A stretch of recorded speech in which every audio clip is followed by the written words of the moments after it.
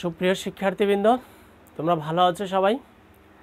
আজকে আমরা শিখব নবম দশম শ্রেণীর কেমিস্ট্রির দশম অধ্যায়ের খনিজ সম্পদ, ধাতু অধাতু সম্পর্কে। তো আজকের ক্লাসটি হচ্ছে এই চ্যাপ্টারের পঞ্চম ক্লাস। গত ক্লাসগুলোর কথা যদি আমরা একটু মনে করি, যে গত চারটি যে ক্লাস আমরা করলাম, সেই চারটি ক্লাসের মধ্যে আমরা শিখেছি কিভাবে খনিজ থেকে ধাতুকে নিষ্কাশন করতে হয়। তো যেই ধাতুটি আমরা পেলাম অনেক কষ্ট করে, অনেক ধাপ অতিক্রম করে বিশুদ্ধ অবস্থায় যে ধাতুটি পেলাম, ওই ধাতুটিকে এখন আমরা কিভাবে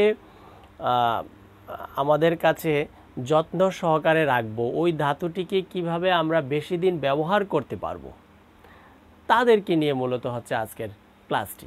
কারণ একটা জিনিস আমরা পেলাম, কিন্তু সেটাকে যদি যত্ন করে না রাখতে পারি তাহলে তো সেটা নষ্ট হয়ে যাবে। যেমন বাংলায় একটি কথা আছে যে স্বাধীনতা পাওয়ার চাইতে স্বাধীনতা রক্ষা করা কঠিন। তো আসলে ধাতু নিষ্কাশনের চ্যাপ্টারটির মধ্যে আমরা ধাতুকে নিষ্কাশন করলাম অনেক কষ্ট করে, অনেক খরচ করে, কিন্তু যেই ধাতুকে আমরা পেলাম সেই ধাতুকে কিভাবে রক্ষা করা যায় সেটা নিয়ে আমাদের আজকের অনেক ইম্পর্টেন্ট কথা আছে। তো তার আগে একটু আমরা যদি জানি যে ধাতু যে নষ্ট হয়ে যায়, ক্ষয় হয়ে যায়, আসলে ধাতুর ক্ষয় হওয়াটা কি? ক্ষয় হওয়া বিষয়টা হচ্ছে, আমরা যদি একটি উদাহরণ দেই, সহজ একটি উদাহরণ, তাহলে বুঝতে বিষয়টা আমাদের কাছে আরও সহজ হবে। সেটা হচ্ছে লোহা আমরা প্রত্যেকেই দেখেছি। তো একটি লোহার তৈরি দা বা যে কোনো কিছু, ছুরি হোক, সেটাকে যদি আমরা দীর্ঘদিন ব্যবহার না করে খোলা অবস্থায় রেখে দিই, তাহলে দেখব যে ওই লোহাটার উপরে একটি বাদামি বর্ণের আস্তরণ পড়ে আছে, বাদামি বর্ণের। তো ওই আস্তরণটি যদি আমরা একটু নাড়া দেই বা খোঁচাতেই, দেখা গেছে যে আস্তরণটি আস্তে সে দা বা ছুরিটা থেকে বের হয়ে যাচ্ছে।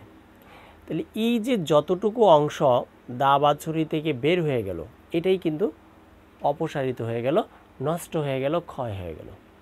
তো এইভাবে আমরা অনেক দিন যদি সেটাকে খোলা অবস্থায় রাখি, তাহলে এই যে আস্তরণ পড়তে পড়তে পড়তে পড়তে সম্পূর্ণ লোহাটাই একসময় অকেজো হয়ে যাবে, নষ্ট হয়ে যাবে। তাহলে এই যে ক্ষয় হয়ে গেল, এই যে নষ্ট হয়ে গেল, বের হয়ে গেল, অপসারিত হয়ে গেল কিছু ধাতব অংশ, এটাই হচ্ছে ধাতুর ক্ষয় হওয়া। ক্লিয়ার? তাইলে এখন আমাদের জানতে ইচ্ছা করতেছে অবশ্যই যে কেন এটা হয়, কারণ কি? তো ধাতুর ক্ষয় হওয়ার কারণ কি? কারণ হচ্ছে, আমরা যে পৃথিবীতে বসবাস করতেছি, আমাদের বাঁচার জন্য প্রয়োজন হচ্ছে অক্সিজেন, অর্থাৎ বাতাস। তারপরে এই বাতাসের মধ্যে জলীয় বাষ্প আছে, এটা প্রকৃতির নিয়ম। তো যদি কোনো ধাতুকে আমরা খোলা অবস্থায় রেখে দিই, তাহলে বাতাসের যে অক্সিজেন এবং জলীয় বাষ্প, এগুলো ওই ধাতুর সাথে বিক্রিয়া করে ওই যে বললাম একটা বাদামি আস্তরণ তৈরি করে। এটা বিভিন্ন ধাতুর ক্ষেত্রে বিভিন্ন কালারের হয়, কিন্তু এই যে বিক্রিয়া করে তখন সেই ধাতুটাকে নষ্ট করে দেয়। ক্লিয়ার? তাহলে ধাতুর ক্ষয় হওয়ার কারণ হচ্ছে তার রাসায়নিক বিক্রিয়া করা। যে ধাতুগুলো এই যে বাতাসের জলীয় বাষ্প এবং অক্সিজেনের সাথে তাড়াতাড়ি বিক্রিয়া করে, তাড়াতাড়ি ক্ষয় হয়। আর যেই ধাতুগুলো একটু কম সক্রিয়, মানে বাতাসের জলীয় বাষ্প এবং অক্সিজেনের সাথে সহজে বিক্রিয়া করতে চায় না, তারা সাধারণত দীর্ঘদিন ভালো থাকে। তাহলে ধাতুর ক্ষয় হওয়ার কারণ হচ্ছে এই প্রকৃতির যে উপাদানগুলো আছে, সেই উপাদানগুলোর সাথে যদি সে বিক্রিয়া করে ফেলে। যেমন লোহার ক্ষেত্রে যদি আমরা বলি, Fe হচ্ছে লোহা, বাতাসের অক্সিজেন এবং জলীয় বাষ্পের সংকেত H2O, এটা গ্যাসীয় অবস্থায় আছে। তাহলে এরা বিক্রিয়া করে Fe3O4, এখানে 2 অণু পানি বা 3 অণু পানি এগুলো তৈরি করে। এই যে অবস্থাটা, এটা হচ্ছে মরিচার সংকেত, মরিচা। তাহলে লোহা এই অক্সিজেন জলীয় বাষ্পের সাথে বিক্রিয়া করে মরিচা তৈরি করে, সে ক্ষয় হয়ে গেল। ক্লিয়ার বিষয়টা? আচ্ছা, তারপর আমরা যদি জানতে চাই যে ধাতুর যখন সে ক্ষয় হচ্ছে তার লক্ষণটা কি বা কিভাবে আমরা বুঝবো যে সে যে ক্ষয় হচ্ছে বা ক্ষয় হওয়ার অবস্থার মধ্যে আছে। সহজ, এটাই বললাম একটু আগে যে লোহার উপরে যখন একটি বাদামি আস্তরণ পড়ে তখনই বুঝতে হবে লোহার মধ্যে মরিচা পড়ে গেছে, মানে সে ক্ষয় হয়ে যাচ্ছে। প্রতিকারের ব্যবস্থা আগেই করা উচিত, আর ওই অবস্থায় যদি আমরা কোনো স্টেপ নেই তাহলে যতটুকু আছে সেটাকে হয়তো সেভ করতে পারবো। এটা হচ্ছে লোহার ক্ষেত্রে বাদামি আস্তরণ। আর অন্যান্য ধাতুর ক্ষেত্রে অন্যরকম হবে, যেমন কপার একটি ধাতু আছে Cu।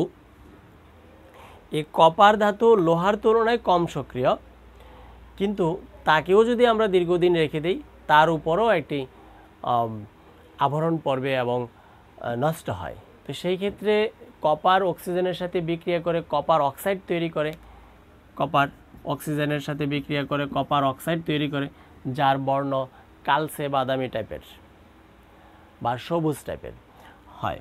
তাহলে এই যে একটি আবরণ তৈরি করলো, অন্য কালার তার উপরে হয়ে গেল, এটাই হচ্ছে আর ক্ষয় হওয়ার, কপারের ক্ষয় হওয়ার লক্ষণ। তার সবুজ টাইপেরই হয়, কালচে সবুজ টাইপের আবরণ হয়। ক্লিয়ার? তাহলে লক্ষণ আমরা জানলাম, এক এক ধাতুর ক্ষেত্রে এক এক টাইপের লক্ষণ হয়। তারপরে প্রতিকার কি, মানে এই প্রবলেম থেকে, ধাতুর এই ক্ষয় হওয়ার থেকে আমরা কিভাবে রক্ষা পেতে পারি, প্রতিকার পেতে পারি, এটাই হচ্ছে আসলে আজকের ক্লাসের মূল আলোচনার বিষয়, যে কিভাবে আমরা রক্ষা পেতে পারি। তাহলে তিনটি পদ্ধতিতে, মোটামুটি তিনটি পদ্ধতি আমাদের এখন প্রয়োগযোগ্য এবং এগুলোই আমরা প্রয়োগ করি। তিনটি পদ্ধতিতে তাকে রক্ষা করা যায়। পদ্ধতিগুলো হচ্ছে কি, এক নম্বরে পেইন্টিং করা, মানে রং করা, পেইন্টিং করা। যে একটি ধাতুকে যদি আমরা রক্ষা করতে চাই তাহলে মেন কাজটা হচ্ছে কি, যে ধাতুটাকে আমরা জলীয় বাষ্প বাতাসের সংস্পর্শের সাথে আসতে দিব না, তাহলেই সে ভালো থাকবে। তাহলে যদি বাতাসের সংস্পর্শে তার মধ্যে আসতে না দেয় তাহলে ওই ধাতুটার উপরে আমরা একটি রঙের প্রলেপ দিয়ে দিলাম, রং করে দিলাম। তো রং যখন করে দিব তাহলে রঙের আবরণটার কারণে ভিতরে ধাতুটি থাকবে, লোহাটি থাকবে, বাহিরে অক্সিজেন জলীয় বাষ্প সেগুলো হবে, কিন্তু মাঝখানে আছে কি লোহাটার উপরে রং। তাহলে রঙের কারণে বাতাসের জলীয় বাষ্প এবং অক্সিজেন ওই ধাতুর সংস্পর্শে আসতে পারে না, তাই ধাতুটি ভালো থাকে। তো এই যে রং করে ধাতুকে তার ক্ষয় হওয়ার হাত থেকে রক্ষা করার যে পদ্ধতি, এই ধারণাটা অনেক আগে থেকেই প্রচলিত বিশ্বব্যাপী, আমাদের দেশেও অনেক আগে থেকেই সেটা মানুষ করে আসছে, যুগ যুগ ধরেই। এই জন্যই আমরা দেখি লোহার তৈরি কোনো কিছুর উপরে, যেমন লোহার তৈরি দরজা, জানালা, গ্রিল, এই সমস্তর উপরে একটি রং দেওয়া হয়, লাল, নীল, সাদা, যার যেটা পছন্দ। তাহলে রং দিলে এটা দেখতেও সুন্দর হলো এবং ভিতরের যেই লোহাটা আছে সেটা রক্ষা পেল মরিচার হাত থেকে। ক্লিয়ার? সেকেন্ড পদ্ধতি যেটা প্রতিকার, সেটা হচ্ছে গ্যালভানাইজিং। গ্যালভানাইজিং করা। গ্যালভানাইজিংটা কি আসলে? গ্যালভানাইজিং হচ্ছে কোনো ধাতুর উপরে জিঙ্কের প্রলেপ দিয়ে দেওয়া। জিঙ্ক একটি মোটামুটি কম সক্রিয় ধাতু। তাহলে জিঙ্কের প্রলেপ যদি ওই ধাতুটার উপরে দেওয়া হয় তাহলে জিঙ্ক ওই রং যেমন রক্ষা করত, ঠিক জিঙ্কও ওই ধাতুটাকে রক্ষা করে বাতাসের সংস্পর্শে এবং জলীয় বাষ্পের থেকে আসা থেকে জিঙ্ক রক্ষা করে। তাহলে কোনো ধাতুর উপরে যদি জিঙ্কের প্রলেপ দেওয়া হয় তাহলেই সেই পদ্ধতিটাকেই বলা হয় গ্যালভানাইজিং। এটাও আমাদের পৃথিবীতে বা আমাদের দেশে অনেক আগে থেকেই করে আসছে। আমরা যে টিন দেখি, ঘরের চালার উপরে যে ঢেউটিন লাগানো হয়, সেই ঢেউটিন যখন আমরা নতুন কিনে আনি, এটা যে চকচকে থাকে, এই চকচকে থাকার কারণ হচ্ছে টিনের উপরে একটি জিঙ্কের প্রলেপ দেওয়া হয়। এটা তোমরা টিভিতেও দেখবা, যখন ঢেউ টিনের বা এই সমস্ত জিনিসের অ্যাডভার্টাইজ দেয় তখন এটার উপরে বলাই থাকে যে এই টিনের উপরে অনেক আস্তরণ পরা ভারী আবরণ দেওয়া আছে, জিঙ্কের প্রলেপ দেওয়া আছে। আসলে এটা হচ্ছে গ্যালভানাইজিং করা আছে, ওই টিনটা গ্যালভানাইজিং করা আছে। তো গ্যালভানাইজিং করা থাকলে ওই টিনটা দীর্ঘদিন মরিচার থেকে রক্ষা পাবে, ভালো থাকবে। ক্লিয়ার? তারপর 3 নম্বর যে পদ্ধতি আছে সেটা হচ্ছে ইলেকট্রোপ্লেটিং।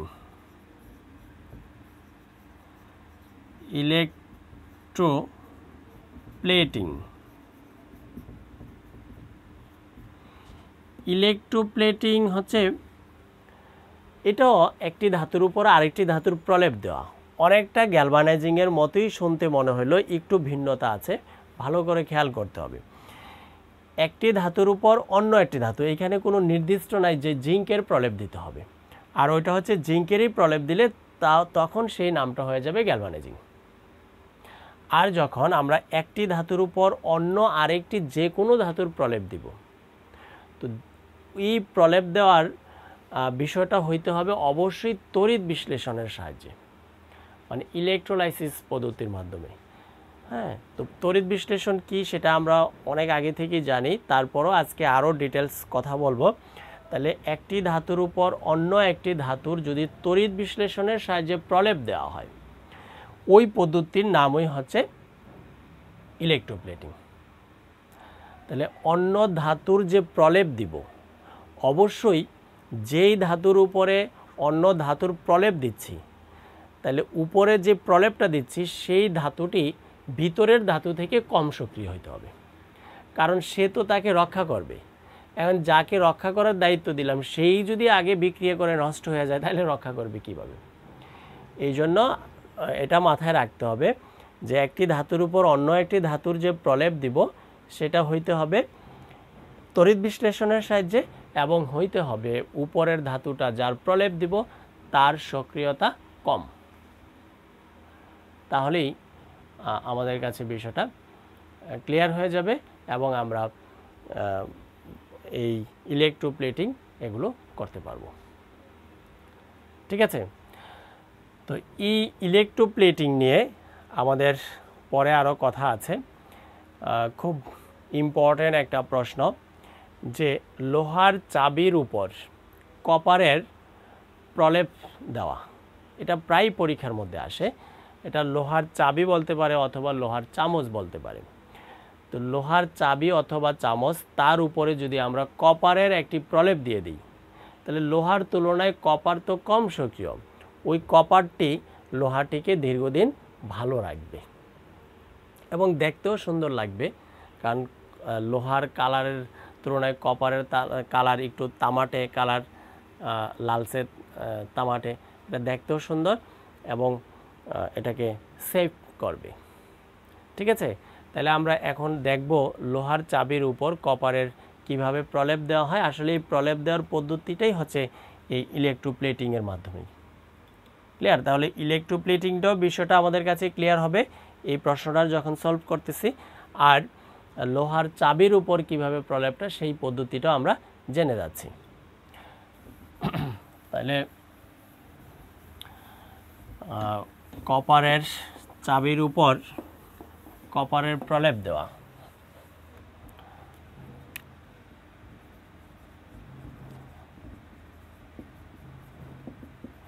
CU এর প্রলেপ।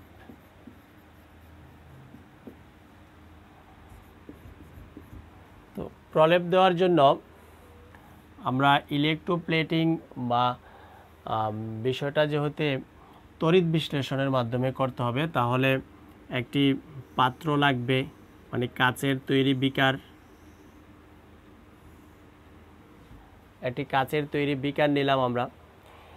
এই বিকারের মধ্যে একটি কপারের দণ্ড, মানে যার উপরে যার সাহায্যে আমরা প্রলেপ দিব, এটা হচ্ছে কপার। এই কপার দণ্ডটি এই ক্ষেত্রে অবশ্যই অ্যানোড হিসাবে কাজ করবে, মানে তাকে এমনভাবে সংযুক্ত করতে হবে। খুব ইম্পর্টেন্ট কথা, ভালো করে খেয়াল করো। কপারের যে দণ্ডটি আছে তাকে এমনভাবে সেট করব আমরা যাতে সে ব্যাটারির পজিটিভ প্রান্তের সাথে যুক্ত থাকে, তখনই সে অ্যানোড হিসাবে কাজ করবে। আর আমরা যে চাবির কথা বললাম, যে চাবির উপরে যে প্রলেপ দিতে চাইতেছি, তাহলে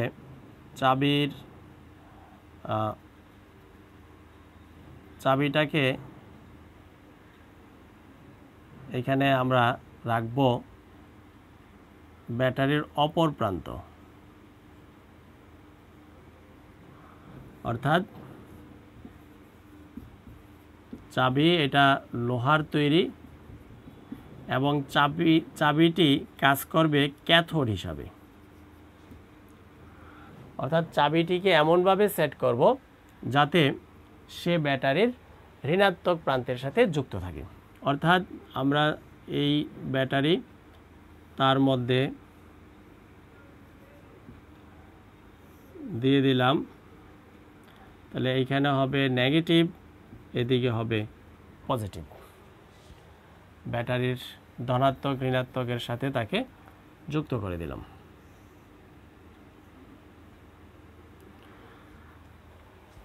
ক্লিয়ার?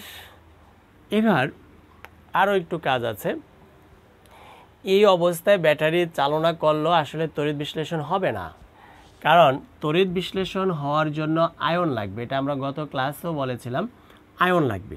তো এই ক্ষেত্রে আয়ন কোথা থেকে আসবে? একটি দ্রবণ তৈরি করব আমরা, লবণের দ্রবণ। তো দ্রবণটি কিসের দ্রবণ হবে? দ্রবণটি হবে যেই ধাতুর আমরা প্রলেপ দিতে চাইতেছি।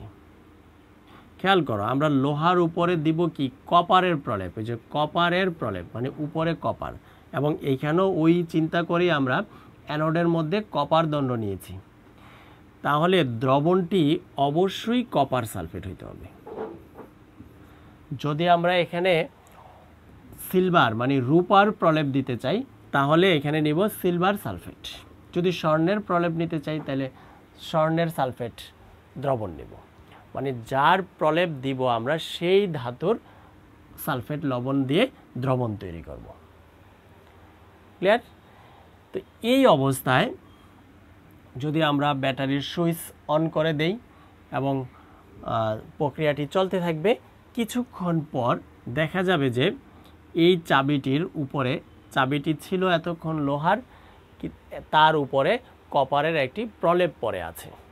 দেখতে এখন একেবারে হুবহুব কপারের মতোই মনে হবে, যে চাবিটি মনে হয় আসলে কপার দিয়ে তৈরি, এরকম মনে হবে। তো এই প্রক্রিয়াটা, যে কপার চাবির উপরে যে একটি প্রলেপ তৈরি করলো, এটাই হচ্ছে আসলে তড়িৎ বিশ্লেষণ পদ্ধতিতে কপারের প্রলেপ দেওয়া, যাকে ইলেকট্রোপ্লেটিং বলে। ক্লিয়ার? তো এখন আমাদের অবশ্যই মনে প্রশ্ন আসতে পারে বা জানতে ইচ্ছে করে যে প্রক্রিয়াটি আসলে কিভাবে সম্পন্ন হলো। তার আরও একটু ডিটেলস যদি আমরা জানতে চাই, মানে এই প্রক্রিয়াটির ব্যাখ্যা যদি জানতে চাই, যে কিভাবে লোহার উপরে কপারের প্রলেপটা পড়লো, সেটা আমরা একটু ভালো করে খেয়াল করি, কারণ ওই জিনিসটাও আমাদের জানা দরকার। পরীক্ষায় যখন আসে সেই বিষয়টাও ডিটেলস দিতে হবে। তাহলে প্রক্রিয়াটি এমনভাবে হয় যে কপার সালফেটের লবণ আছে এখানে।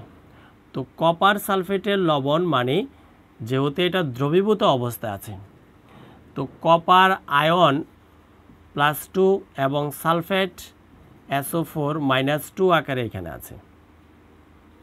আমরা জানি কপার সালফেট একটি লবণ, সে তার আয়নিত অবস্থায় হয়ে যাবে দ্রবণের মধ্যে গেলে, এই অবস্থায় আছে। যখন ব্যাটারির সুইচ অন করা হলো, এই আয়নটি, কপারের আয়নটি যেহেতু তার মধ্যে +2 অর্থাৎ 2টি ইলেকট্রনের ঘাটতি আছে, অভাব আছে, সে তখন তার অভাব পূরণ করার জন্য কোনো মাধ্যম খুঁজতে থাকবে, কোনো সোর্স খুঁজতে থাকবে, যেখানে গেলে সে ওই 2টি ইলেকট্রনকে পাবে। তো তো তার কাছাকাছি আছে সেরকম সোর্স, একটি ধনাত্মক দণ্ড আর একটি ঋণাত্মক দণ্ড। আমরা জানি ঋণাত্মক দণ্ড মানেই মাইনাস, সেখানে প্রচুর ইলেকট্রন আছে, আর ধনাত্মক দণ্ড মানে ইলেকট্রনের অভাব আছে। তাহলে কপার কার দিকে যাবে? অবশ্যই ক্যাথোড দণ্ডের দিকে যাবে। অর্থাৎ এই কপার আয়নটি তখন এর মধ্যে যাবে অ্যানোড দণ্ডের দিকে। তো অ্যানোড দণ্ড আসলে অ্যানোড দণ্ডের সাথে তো চাবি লাগানো আছে, এখানে চাবিটিও তখন অ্যানোড হিসাবেই কাজ করতেছে। তাহলে এই কপার আয়নটি যাবে চাবির মধ্যে, যেটাকে ক্যাথোড বিক্রিয়া বলা হয়, ক্যাথোড বিক্রিয়া। তো ক্যাথোড বিক্রিয়াটা হবে কি, কপার +2 চাবির মধ্যে যাবে, গিয়ে তার থেকে 2টি ইলেকট্রন গ্রহণ করবে, কারণ তার চাহিদা হচ্ছে 2টি ইলেকট্রন।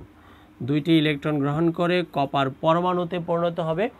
পরমাণু হওয়ার পর এই চাবির গায়ের সাথে কপার পরমাণুটি লেগে থাকবে, এটাই প্রলেপ।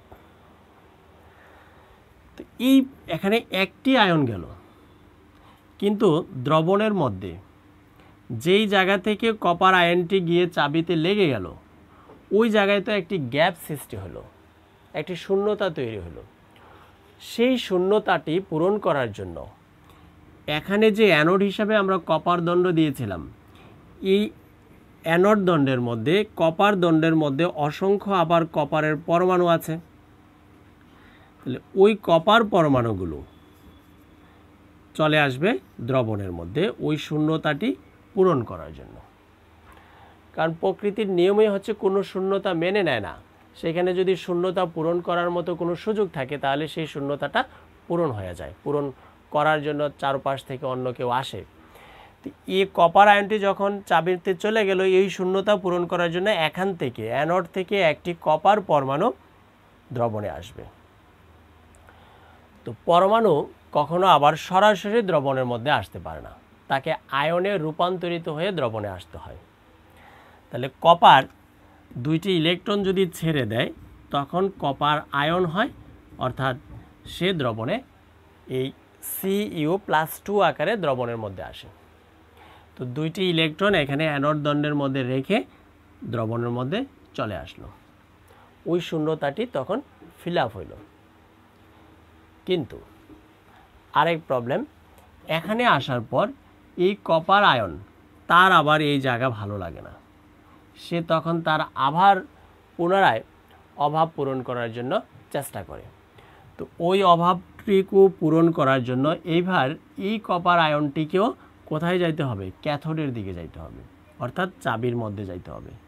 তাহলে চাবির মধ্যে গিয়ে আগের আয়নটি যেভাবে নিউট্রাল হয়েছিল একই অবস্থায় সেও ওই জায়গা থেকে চাবি থেকে 2টি ইলেকট্রন গ্রহণ করে পরমাণুতে রূপান্তরিত হবে এবং চাবির গায়ে লেগে থাকবে আগেরটির মতো।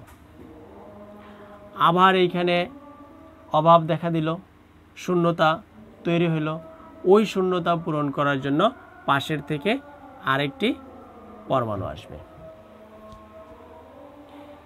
এসে শূন্যতা পূরণ হবে, পুনরায় সে আবার যাবে চাবির গায়ে। তাহলে এই প্রক্রিয়াটি অনবরত যখন চলতে থাকে কিছুক্ষণ, তাহলে সম্পূর্ণ চাবির উপরেই একটি প্রলেপ পড়ে যায় কপারের। তাহলে ওই চাবিটিকে তখন আর লোহার চাবি বলে মনে হয় না, মনে হয় যে ইহা একটি কপারের চাবি, মানে তামার একটি চাবি হিসাবে তখন তাকে মনে হয়। এইভাবে লোহার তৈরি চাবির উপরে আমরা তামার একটি প্রলেপ দিতে পারি। ক্লিয়ার? তো এই প্রক্রিয়াটি আমরা এখানে চাবি নিয়ে কথা বললাম। তো চাবি না দিয়ে যদি আমরা এখানে একটি চামচ দিয়ে দিই, পরীক্ষার মধ্যে সেটাও আসতে পারে যে কিভাবে একটি লোহার চামচের উপরে প্রলেপ দেওয়া হয়। তাহলে শুধু মাত্র এখানে চাবির চিত্রটি না হয়ে চামচের চিত্র হবে, বর্ণনা একেবারে হুবহুব সব আগের মতোই, এটার মতোই। তাহলে এটা আমরা অ্যান্সার করতে পারবো। খুব ইম্পর্টেন্ট প্রশ্ন, এগুলো সৃজনশীলে আসে, পরীক্ষায় আসে। ক্লিয়ার? আচ্ছা, তারপর আমাদের লাস্ট যে আলোচনার বিষয় সেটা হচ্ছে ধাতু পুনঃপ্রক্রিয়াজাতকরণ। ধাতু পুনঃপ্রক্রিয়াজাতকরণটা কি আসলে? তো ধাতুকে আমরা বুঝলাম যে ক্ষয় হওয়ার হাত থেকেও তাকে রক্ষা করলাম, তারপরও দেখা গেছে প্রকৃতির নিয়মই কোনো কিছু আসলে চিরস্থায়ী না, এটার ক্ষয় হবে, নষ্ট হবে, অকেজো হবে, তাই স্বাভাবিক। তো আমরা যে সকল ধাতু ব্যবহার করতেছি তা কোনো না কোনো একদিন ব্যবহার অনুপযোগী হয়ে যাবে। তো এই ব্যবহার অনুপযোগী যখন হয়ে যায় তখন আমরা কি করি, সেটাকে হয় ফেলে দেই আশেপাশে, হ্যাঁ, অথবা ঘরে এক জায়গায় রেখে দেই, সেটা আরও আস্তে আস্তে নষ্ট হতে থাকে। তাহলে যদি আমরা তাকে না ফেলে দেই অথবা এইভাবে নষ্ট হওয়ার সুযোগ না দিয়ে তাকে পুনরায় ব্যবহার উপযোগী কোনো একটা পদ্ধতি অবলম্বন করি, সেটাই হচ্ছে ধাতু পুনঃপ্রক্রিয়াজাতকরণ, মানে পুনরায় তাকে ব্যবহার করা, প্রক্রিয়া করে। ক্লিয়ার? তো এই কাজটা আমরা কেন করব, মানে ধাতুর পুনঃপ্রক্রিয়াজাতকরণের প্রয়োজনীয়তাটা আসলে কি? তো প্রয়োজনীয়তাটা যদি আমরা বলতে চাই, কারণ ধাতুকে পুনঃপ্রক্রিয়াজাত করব, আমরা পুনরায় ব্যবহার করব, সেখানে অনেকগুলো আমাদের লাভ আছে। একটা হচ্ছে আমাদের খরচ বেঁচে যাচ্ছে, যেহেতু এটাকে পুনরায় আবার ব্যবহার যদি আমরা করতে পারি তাহলে পুরান জিনিসটাকে আবার ব্যবহার হয়ে যাচ্ছে। অথবা পরিবেশে আমরা যদি ফেলে দেই তাহলে পরিবেশে সে ক্ষতি করত, তাহলে পরিবেশের ক্ষতির হাত থেকেও আমরা তাকে রক্ষা করতেছি। তো এই বিষয়গুলো, আর যদি আমরা পুনঃপ্রক্রিয়াজাত না করে নতুন আরেকটি ধাতু কিনে নিয়ে আসি বাজার থেকে, তাহলে নতুন ধাতু আমরা বাজার থেকে কিনলাম, তাহলে বাজারে সেটার চাহিদা বৃদ্ধি পেল, বাজারের তারা আনলো মিল ফ্যাক্টরি থেকে, মিল ফ্যাক্টরি তারা আবার কোথা থেকে, খনি থেকে সেটাকে আরোহণ করবে।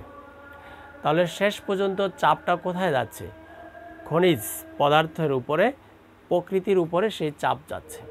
তাহলে খনির মধ্যে আমরা জানি প্রত্যেকটা পদার্থেই একটা লিমিটেশন আছে, একটা সীমাবদ্ধতা আছে, রিজার্ভ, অফুরন্ত না, এটা কোনো একদিন শেষ হয়ে যাবে।